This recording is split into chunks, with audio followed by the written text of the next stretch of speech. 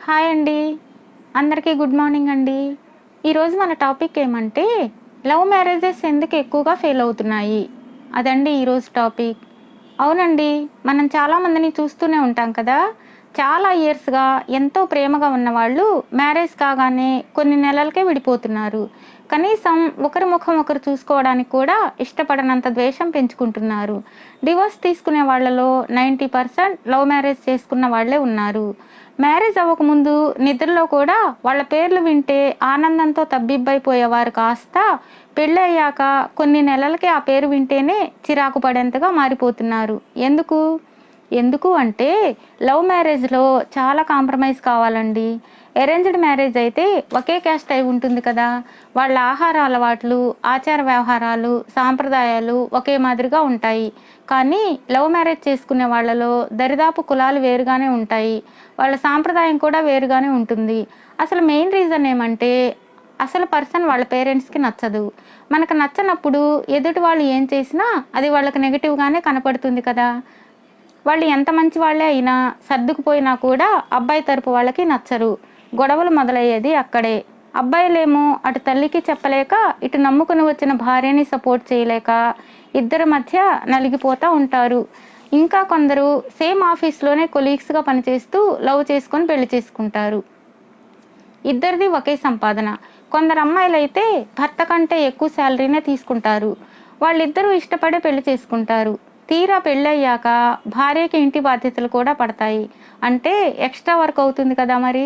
Marriage కాకముందు వాళ్ళ అమ్మ ఇంట్లో పనులు చేసి పెడితే ఆమె ఓన్లీ ఆఫీస్ వర్క్ మాత్రమే చూసుకుంటుంది కదా! పెళ్ళయ్యాక ఆ మాదిరి కుదరదు కదా అండి. మన జెంట్స్‌కేమో మేల్ ఈగో ఎక్కువ. ఇంట్లో పని ఆడదే చేయాలి అని వాళ్ళు మైండ్‌లో ఫిక్స్ అయిపోయి ఉంటారు కదా! ఎందుకంటే మా అమ్మ అంతే చేస్తుంది కదా! నీకేమి చేసేందుకు అంటారు. బుర్ర, బుద్ధి ఉండే మాట్లాడతారండి అసలు వాళ్ళు. మీ అమ్మగారు జాబ్ చేయకుండా ఇంట్లోనే ఉంటారు కాబట్టి చేసేవారు. పాపం మీ వైఫ్ జాబ్ చేస్తూ మీ మాదిరి అలసిపోయి ఇంటికి పోతారు కదా! చూస్తూనే ఉంటారబ్బా! కానీ ఇగో అడ్డుగా ఉంటుంది. ఇంకొందరు లేడీస్ ఉంటారబ్బా! వాళ్ళకి తన భర్త మాత్రమే కావాలి. భర్త తరపు వాళ్ళు అంటే అత్త, మామ, పిన్ని అందరూ ఉంటారు కదా అండీ! వాళ్ళెవరూ తమ దగ్గర ఉండడానికి వీల్లేదు అంటారు. మనమిద్దరమే ఉండాలి. ఇంకెవరూ వద్దు. అది వాళ్ళ కాన్సెప్ట్. కొన్ని ఫ్యామిలీస్‌లో అందుకే గొడవలు చాలా వస్తాయి. అసలు అత్తామామ లేకుండా నీ భర్త ఎక్కడి నుండి ఊడిపడ్డాడమ్మా? ఆకాశం నుంచి ఏమైనా ఊడిపడ్డాడా? లేక భూమిలో నుండి వచ్చినాడా? నువ్వు రాగానే వాళ్ళందరినీ వదిలేసి నీ కొంగు పట్టుకు తిరగడానికి? నీ పుట్టింట్లో మీ వదిన కూడా నీ మాదిరి ఆలోచిస్తే నువ్వు, మీ అమ్మా నాన్నలు ఏమైపోతారు? ఆలోచించండబ్బా! ప్రేమ చూపకపోయినా పర్లేదు. అట్‌లీస్ట్ మానవత్వం అయినా చూపించండబ్బా! చాలా వరకు జగడాలు తగ్గిపోతాయి. సహజంగా అందరూ లవ్‌లో ఉన్నప్పుడు కాలేజ్‌కి వెళ్ళి రావడం మాత్రమే కదా వాళ్ళ బాధ్యత. పెళ్లి చేసుకోవాలి అనగానే వాళ్ళకి జాబ్ ఉండాలి. జాబ్‌తో పాటు ఫ్యామిలీ రెస్పాన్సిబిలిటీస్ కూడా కొన్ని ఉంటాయి కదా! కొందరు అమ్మాయిల గొడవ ఏమంటే, మన మ్యారేజ్ కాకముందు ఎప్పుడూ నా చుట్టూ తిరిగేవాడివి. ఇప్పుడు నన్ను పట్టించుకోవడం మానేశావు అని జగడం పెట్టేసుకుంటారు. అమ్మా బంగారం, పెళ్లి కాకముందు వాడికి బాధ్యతలు లేవు. కాలేజ్‌కి రావడం, చదువుకోవడం. నీ దయ వల్ల ఆ చదువు కూడా సరిగా సాగదు. ఏదో మమ అనిపించి పాస్ మార్కులతో పాస్ అయిపోతాడు. మరి పెళ్లి చేసుకోవాలంటే జాబ్ కావాలి కదా! చచ్చి చెడి జాబ్ చూసుకొని నిన్ను కట్టుకుంటాడు.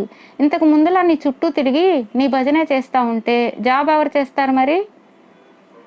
మరి నీ హస్బెండ్ ఇంట్లో ఉంటాడు. నువ్వు జాబ్ చెయ్యి అంటే జాబ్ చేసేది మగవాళ్లే కదా! అంటారు మళ్ళీ. అదేమైనా రాజ్యాంగంలో రాసినారా? మగవాళ్ళే జాబ్ చేయాలని? ఎవరైనా జాబ్ చేయవచ్చు. ఎవరైనా ఇంటి బాధ్యతలు తీసుకోవచ్చు. అది మన అండర్‌స్టాండింగ్‌ని బట్టే ఉంటుంది కదా! ఇద్దరూ అర్థం చేసుకుంటే ఎలాంటి గొడవలు రావు. ఇంకో విషయం, చాలా ఫ్యామిలీస్‌లో ఉండేవే ఇవి. పెళ్లి కాకముందు లవర్ కాబట్టి మీరు పేరు పెట్టి పిలుస్తారు. ఒరేయ్ అని పిలిచేవాళ్ళు కూడా ఉంటారు. కానీ పెళ్ళయ్యాక అత్తామామల ముందు అరేయ్! ఒరేయ్! అని పిలిస్తే వాళ్ళు ఊరుకోరు కదా! అలా అని అంతకుముందున్న అలవాటును కూడా వీళ్ళంత తొందరగా మార్చుకోను లేరు. కొత్తగా పిలవలేరు. అందుకే కొన్ని ఫ్యామిలీస్‌లో చాలా గొడవలు కూడా వస్తాయి. కాబట్టి మీ అత్తమామలు ఉన్నప్పుడు సైలెంట్‌గా ఉండి, ఎవరూ లేనప్పుడు అరేయ్! ఒరేయ్! అని పిలుచుకో. అది మీ ఇష్టం. కానీ భర్త స్థానంలో ఉన్న వాళ్ళకి రెస్పెక్ట్ ఇవ్వాలి కదా! అది మన ధర్మం కూడా. పెళ్లి కాకముందు మీ లవర్ మాత్రమే. వన్స్ పెళ్ళయ్యాక పోస్ట్ మారిపోతుంది కదా! పిలుపులు, అలవాట్లు కూడా మార్చుకోవాలి. వాళ్ళకి రెస్పెక్ట్ ఇచ్చి తీరాలి. తప్పదు. ఆ మాదిరి మార్చుకోగలిగితే ఇంకసలు గొడవలే రావబ్బా!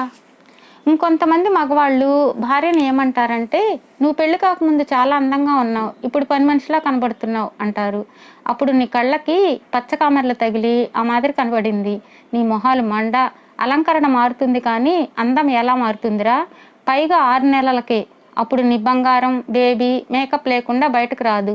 నీ పచ్చకామెర్ల పిచ్చి కళ్ళకి అందంగా కనబడేది. ఇప్పుడు ఇంటి పనులతో మేకప్ వేసుకునే టైం లేక ఒరిజినాలిటీ బయటపడింది. అది కూడా తెలియదు కొందరికి. అమ్మా తల్లులు, ఇంతకుముందు మేకప్ వేసి పెదాలకు రంగు పూసి కనబడి తిరిగారే, అదే మాదిరి కనబడండి. ఆ తిక్కలోడికి బాగా అందంగా కనబడతారు మీరు. అందం గురించి తెలీదు, ఆకర్షణ అంటే తెలీదు. ఎగేసుకొని పోతారు పెళ్ళికి. పబ్లిక్లో తిట్టకూడదులే, ఆపేస్తున్నా. సరే, ఇదంతా ఎందుకులే కానీ, లవ్ మ్యారేజ్ అయినా అరేంజ్డ్ మ్యారేజ్ అయినా సరే ఒకరిని ఒకరు అర్థం చేసుకోవడంతో పాటు వాళ్ళ ఫ్యామిలీస్కి కూడా రెస్పెక్ట్ ఇస్తే నిలబడతాయండి. నాకు ఒకటి తెలియక అడుగుతాను, మీ ఇంట్లో మీ అమ్మ ఎప్పుడు మిమ్మల్ని తిట్టదా అండి? అదే మీ అత్త ఒక్క మాట అంటే ఎందుకంత పంచాయతీ పెట్టి రచ్చ చేస్తారు? అది కన్న బంధం కాబట్టి భరిస్తారు. ఇది కూడా భర్తతో పాటు వచ్చిన ప్రేమ బంధమే కదా, భరించాలి కదా. మీరు మీ అత్తను అమ్మ మాదిరి చూసుకుంటే కొన్ని రోజులకైనా తనకి మీరంటే ప్రేమ పెరుగుతుంది కదా. ఆటోమేటిక్గా మిమ్మల్ని కూతురుగా ఆదరిస్తుంది కూడా.